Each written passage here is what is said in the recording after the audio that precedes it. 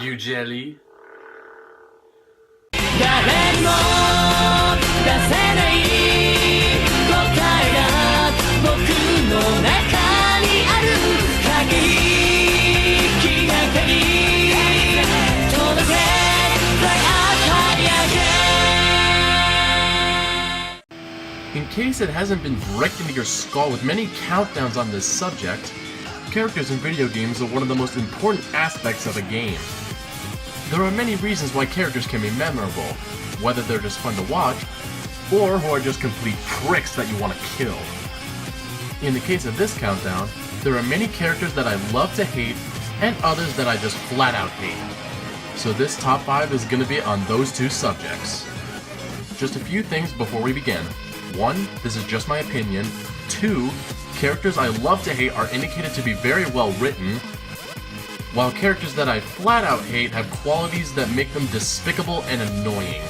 And 3rd, I will be spoiling main story plots, so if you want to avoid that, I'll give a spoiler warning to the game, and that way you can come back to my list once you complete them. And with that, let us begin, starting with the characters I love to hate. I don't even have a past to lose, but I've still decided that I'm me. It doesn't matter what you think. Here I am. If that's the source of the strength you're talking about, then I won't lose! Well said.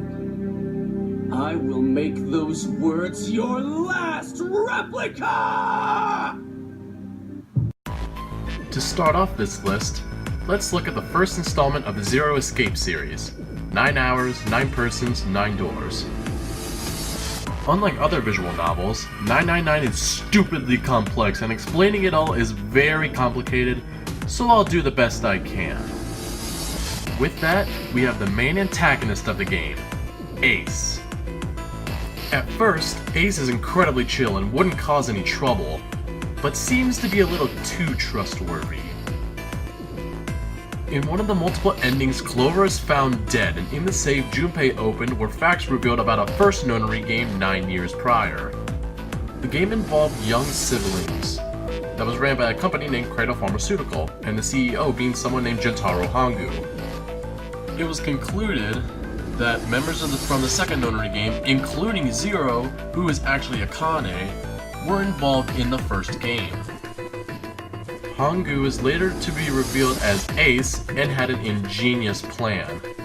He reveals that he's the CEO of Cradle Pharmaceutical, who kidnapped 9 sets of siblings for an experiment involving morphogenetic fields after testing their potential in the Gonsfeld experiment.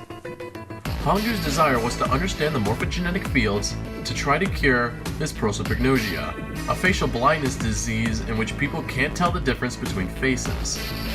Ace lured the 9th man to act as he did to test the seriousness of the game and to avoid his identity being revealed, as well as obtain the 9 bracelet he possessed.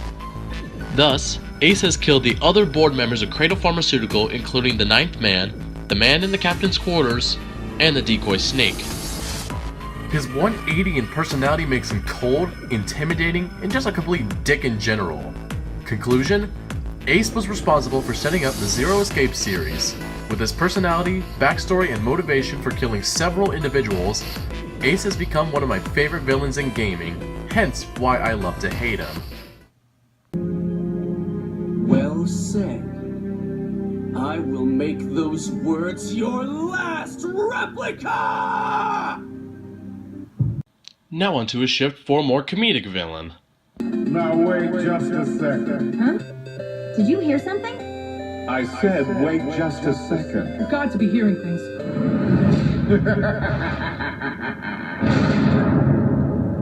Hades? Who's Hades? The true master of the underworld.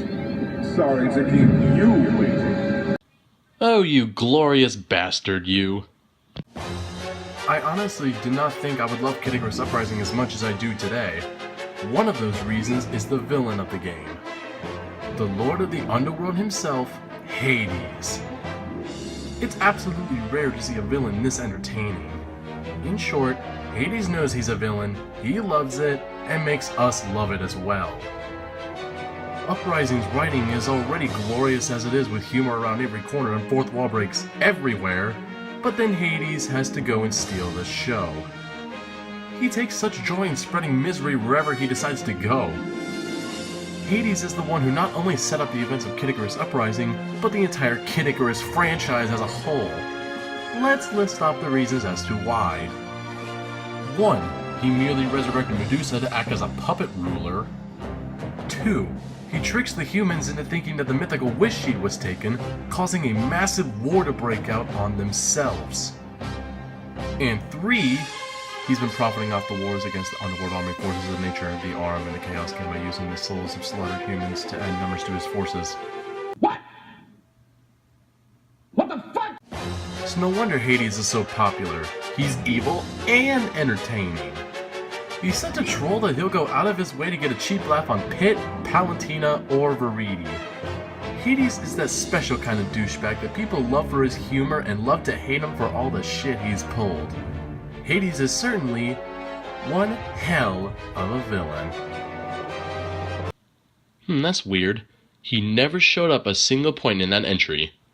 Well, looks like we're off to a good start. Well said.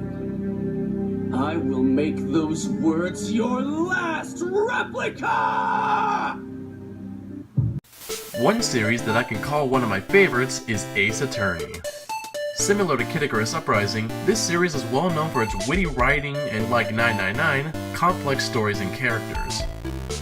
The third game, Trials and Tribulations, in my opinion, is the strongest in the series. It also contains a character I love to hate. Case in point, Dahlia Hawthorne. In one word, Dahlia is deceptive. She may look beautiful and charming, but don't let looks deceive you. Dahlia is one evil son of a bitch. Let's find out why that is. In Mia Fey's first ever case, she is defending a prison convict known as Terry Falls who is accused of killing policewoman Valerie Hawthorne. Mia's persistence pays off when she learns the truth. Years earlier, Terry, Valerie, and her younger sister Dahlia staged a kidnapping to steal a large jewel from her family. Dahlia then faked her death, leaving Terry to be convicted of murder based on Valerie's testimony. Terry had escaped in the hopes of learning the truth, but unbeknownst to him, Dahlia had already killed Valerie and planted the body in his car. Before judgment is passed, Terry commits suicide by swallowing poison, forcing a mistrial and freeing Dahlia. After learning that Diego Armando, aka Godo, had been investigating her further, Dahlia also poisoned him and gave the bottle to Phoenix, ensuring that they would both cross paths with Mia. Then a couple years later, she then kills Doug Swallow, using Phoenix to hide evidence tying her to the poisoning case of Armando, and then planned to kill him as well. In the final case, Bridge to the Turnabout, Phoenix explains that Elise Donham, the victim of this case, is really Maya's long-lost mother, Misty Fey, and that her death was the result of a plan engineered by her sister Morgan to kill Maya with the help of the now-deceased Dahlia, who turns out to be Iris's twin. Through cross-examination, Phoenix reveals that not only is Dahlia impersonating Iris, she is using Maya's body to do so. With Mia's help, Dahlia is exorcised from Maya, and Iris is declared innocent. Iris also reveals that she posed as Dahlia while Phoenix was attending college to protect him, ended up falling in love with him, and that she regrets her failure to stop her sister from becoming a criminal. In short, Dahlia Hawthorne has the 180 personality of Ace, as well as the evilness of Hades, and that's why I love to hate Dahlia. For her deceptive personality and motivations, she makes it up to number 3 on the list. Well said. I will make those words your last replica! When Final Fantasy comes up on a list like this, there's only one character that can possibly come up. Kefka Palazzo. Seriously, you cannot make a list like this and leave out the extremely popular Kefka from Final Fantasy VI. Many people have grown to hate him because he's so evil, but instead, I love how evil Kefka is. He's aggressive, pompous, greedy, loud, cruel, short-tempered, maniacal, and destructive. He is possessed of a deep hatred of nearly everything in the world and indeed the world itself. He also possesses an infamous and sadistic sense of humor, finding joy in the deaths of innocents. In Final Fantasy VI, Kefka eventually becomes the god of magic and uses his power to do whatever he damn well wants. Pissed off, he'll destroy a town. Bored, he'll poison a river of a village. All he cares about is destruction. Kefka is well known for his many one-liners, his final appearance as an angel of death, and his sociopathic hatred of virtually everything in existence. His dark humor and jester-like appearance have earned him the nickname the Psycho Clown among fans. Oh, and did I forget to mention that he's all kinds of insane? Well, Coochie Coo, it looks like now's the time for you to show us what you can do. There's only one of them, too, you know. This is your chance to shine. Life. Dreams. Hope. Where do they come from? And where do they go? I'm afraid the mouse is smack dab in the middle of enemy territory. Go look for him if you want, but you'll just be wasting your time. You want to hear? Do you? In that case, I'm not telling. Stop fooling around. Sorry, man. Well, damn. In conclusion, Kefka is sadistic, insane, and destructive, and that's why I love to hate him so much. However, there is a character that beats even Kefka. Well said. I will make those words your last replica! When it comes to Mega Man, the villains are sort of a mixed bag. There are strong villains like Dr. Wily, Gate, and Epsilon, as well as really crap villains like Sigma. However, my number one is a character so evil that I love to hate and how he acts like a tyrant. My number one? Vile from Mega Man Zero. Oh joy, a Mad Doctor at number one. We've probably seen it all, right? Okay. The story of Dr. Vile goes as such. During the Maverick Wars, Dr. Vile was one of the researchers that were studying a way to destroy the Sigma virus, which caused Reploids to turn into Mavericks. Zero discovered that his body was spreading the virus, so he offered his body to researchers. His memory data was transferred to a new body. It was then that Vile studied his body, discovering that Zero was created to be a bloodthirsty war machine. However, Vile became very unsatisfied with the result of the war, as he thought the Reploids should pay for all the destruction they caused to Earth.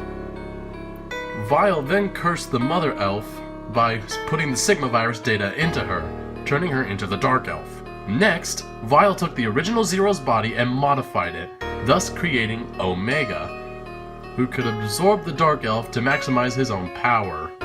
Using Omega, Vile was able to take control over most Reploids in the world, thus starting the Elf Wars, which wiped out 60% of the Reploids and 80% of the humans in the world, creating a great wasteland. X and Zero were able to defeat Omega and send him into space, which leads to the events of Mega Man Zero. Long story short, he ruled over Neo Arcadia with iron fists, and anyone who opposed him were labeled as a Maverick, being Reploid or human, and were ordered to death. As some people started to flee from Neo Arcadia, he started the Ragnarok Project in order to destroy everything outside Neo Arcadia, so nobody would have delusions of escaping his rule. You see my reasoning now? Vile is ruthless, cruel, and would do anything to achieve his goals. Sacrificing others isn't a problem for him, which is why he is my favorite character I love to hate. But now, let's put my most hated characters onto the chopping block. Well, you're full of surprises. And you're full of dark ego. You and your rat are an abomination. But I will rid the planet of this scourge soon enough.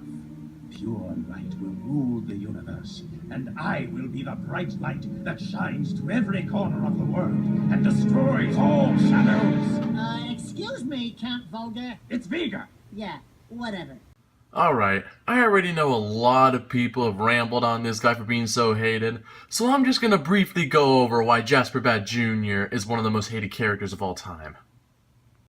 Jasper appears as a loser that's trying to look like a rich boy. He had Travis's best friend Bishop murdered at the beginning of the game. Jasper wanted revenge on Travis for killing his relatives, which were his father and two brothers. Jasper angers Travis even further by showing him the decapitated heads of Sylvia, Henry, his twin brother, and Shinobu. The final battle is then interrupted by Henry, who jumps through the office window to show Travis that the heads are fake. And his final battle is even the worst because you don't get the satisfaction of seeing him suffer. But because Suda51 is a mad genius, he apparently did it this way to prove that revenge is never satisfying. But this isn't how you do it! Oh, and one more thing. There was something familiar that Jasper said before the final boss that relates back to the first game. Not only did you murder my father, but my two brothers as well. That is why I took your best friend's life. Where does that sound familiar? No. You gotta be shitting me! No, I fucking can't. That's it. I'm done. I'm fucking done.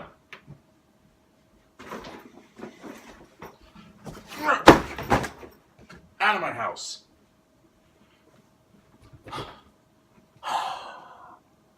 And we're only at number 5. Excuse me, Count Vulgar. It's Vega. Yeah, whatever. It's come to no surprise that the Sonic characters are for the most part. For as much as we appreciate the Blue Blur for all he's accomplished, there are those characters that are really crap. So it's no surprise that I give my award for You're a Shitty Sonic Character to Big the fucking Cat. Out of all the Sonic characters, Big is still the one where I still say, just fucking die already. Believe it or not, the first time I saw Big was in Sonic Heroes, and he wasn't horrible, just my least favorite of the power characters. It was only when I played his game of origin, Sonic Adventure, where my hatred for Big extends to Over 9,000! All Big does is chase after his friend Froggy, fish and try to catch him, and then loses him again, rinse and repeat. Not only that, but when he rescues Froggy out of Chaos 6, he discovers the Tornado 2 and flies home in it, crashing nearby his house. However, that made the Chaos Emerald inside the Tornado 2 an easy target to Chaos when he was on a vicious rampage to gather all 7 by himself. Long story short, Big is retarded. He serves no purpose in the main story of any Sonic game he's in, and the best things about him are the parodies that make fun of him. Also, you will not believe who voice acted Big. Take a wild guess. John St. John. You know, the guy who voiced Duke frickin' Nukem? Honestly, Big can just go die in a ditch for all I give a damn. Excuse me, Count Vulgar. It's Vega. Yeah, whatever. Legend of Zelda.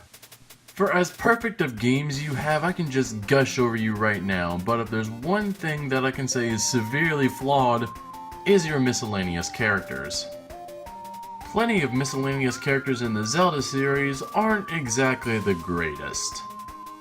I mean, when you take into consideration characters like Navi, Tingle, Fee, Kepera, Gepera, yeah, there's a lot of crap swimming through here. However, none of these characters even compare to Yuga from A Link Between Worlds. Oh boy, this should be interesting. Never before have I hated a character so to the core that I am now unleashing my full rage at only the number 3 entry. A Link Between Worlds is a great game, but Yuga utterly pisses me off to no end. First off, Yuga offers nothing new in terms of villainy in the Zelda series. He's a pompous, self-absorbed asshole who has nothing to show for himself. However, his copy-pasting of Ognim's objective actually got me excited. When this game was first released, Ganon hadn't been in a game for 6 years. One of my favorite villains in gaming was finally going to be in a main series Zelda game. I was so pumped up, and when he was revealed, it was the greatest 15 seconds I've ever seen in my life. Until he gets absorbed into Yuga's body to create Yuga Ganon. Thank you, Yuga. You've robbed me of something that I've been wanting a Zelda game to do now for years. You took one of the greatest villains in video game history and made him into this monstrosity.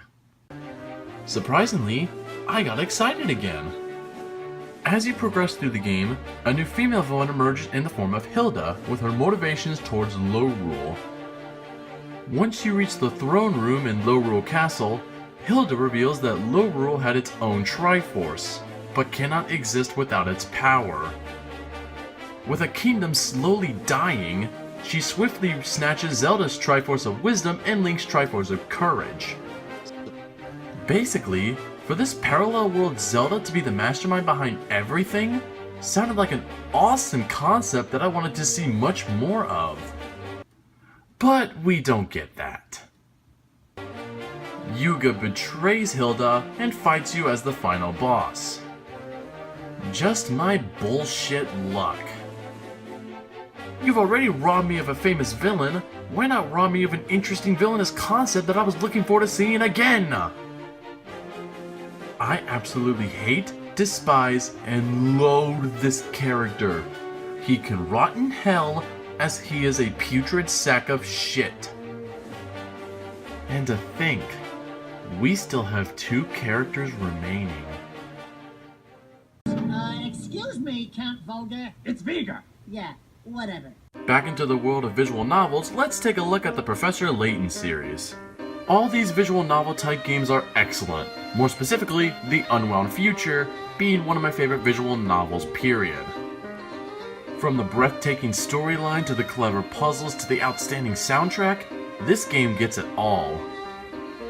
However, there is one character that I absolutely despise. Yeah, you know where this is going, right? Bill Hawks is pretty much the sole reason why I hate politicians and people who have a lust for power.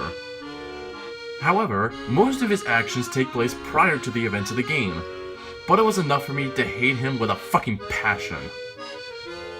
Bill Hawks and Dimitri have been best friends since university. They worked for a long time on the time machine with Claire, Layton's sweetheart, as their assistant at the Institute of Polydimensional Physics. Bill chose Claire to demonstrate the machine. However, Dimitri found a fatal error and begged Bill not to go ahead with the experiment. Bill ignored this anyway, and was offered a lot of money for the test run of a prototype component of the machine. Unfortunately, Dimitri's prediction that the time machine would malfunction disastrously came true.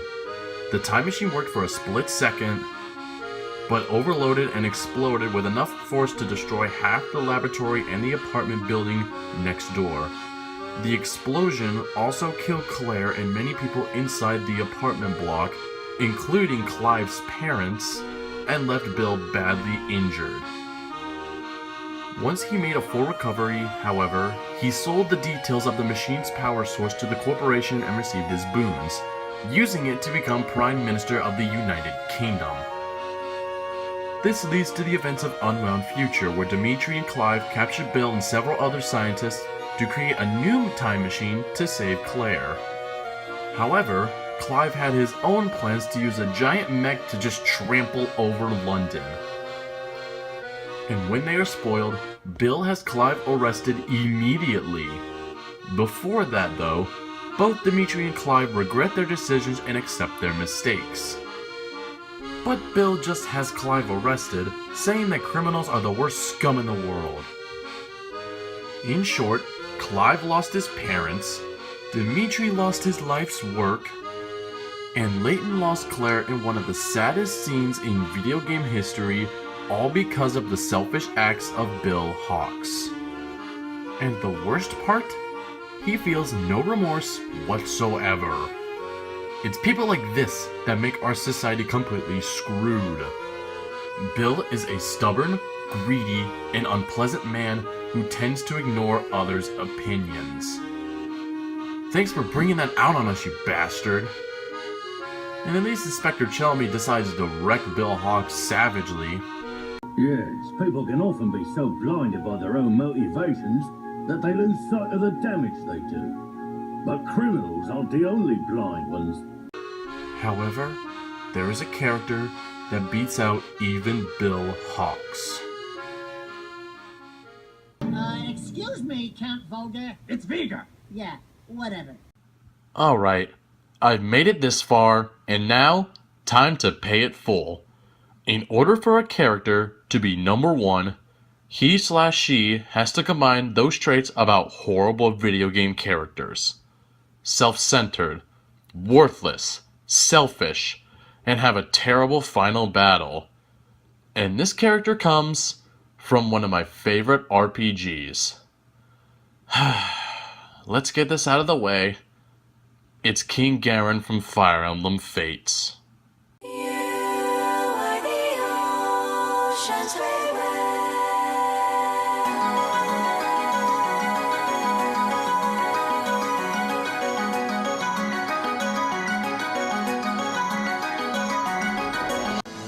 Oh boy! If you wanted a textbook example of wasted potential, look no further than King Garen. Being at number one, I absolutely hate him. But before I go on, I need to explain something. Fire Emblem has had a tradition of having great villains in their games, such as Zephyl from Fire Emblem Binding Blade, Lion from Fire Emblem Sacred Stones, and the motherfucking Black Knight from the Talia series. Awakening kind of botched the villains because they were all crap and not really that interesting. But Fates took this to a whole new level with King Garen. Oh god, they did. The most disappointing thing, however, is that he had the potential to be a fantastic villain. According to several support conversations between the Norian siblings, in his youth, he had a very different demeanor towards his children, being a doting and loving father.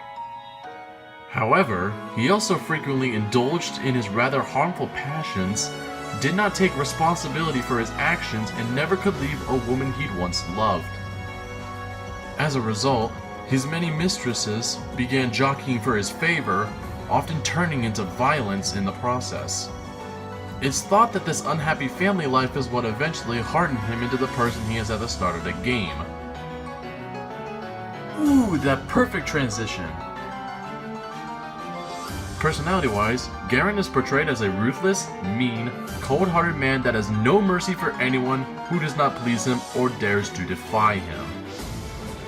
He has been known to execute people on the spot without any sort of rationale, even in front of his youngest daughter Elise. His ruthless nature extends heavily to his adopted child, the Avatar Corrin, who is constantly ordered by Garen to perform inhuman tasks in order to earn his trust. Actions ranging from slaughtering innocents are among the most notable.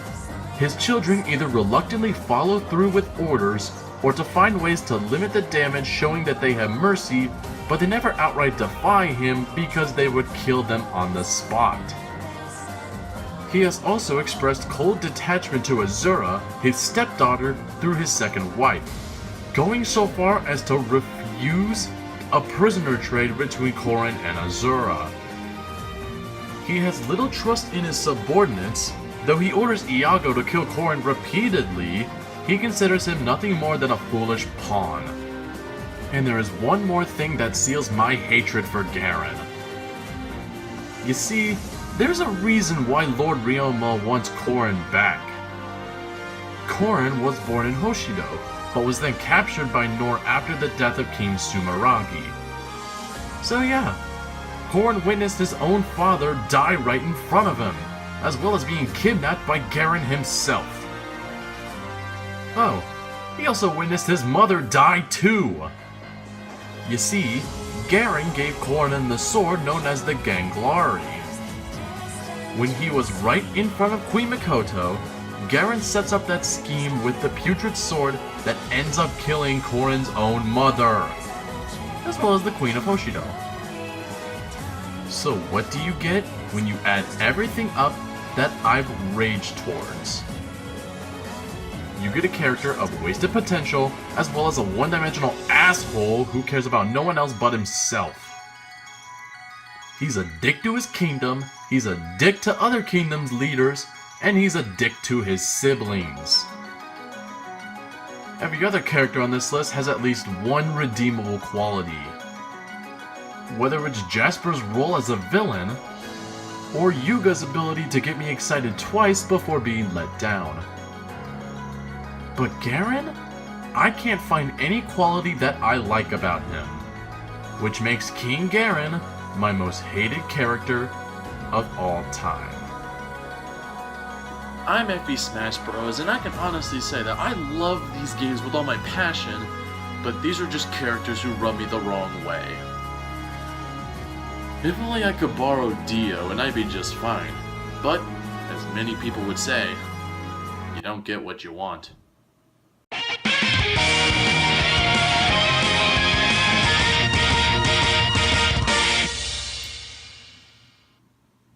Man, that crud was long. Hopefully my next video won't be as time-consuming. I think something positive will suffice for all my anger. How about I talk about a series where there's fun around every single corner? Man, Sakurai, you really outdid yourself this time. Next time, top 20 favorite Kirby copy abilities. Get freaking hyped.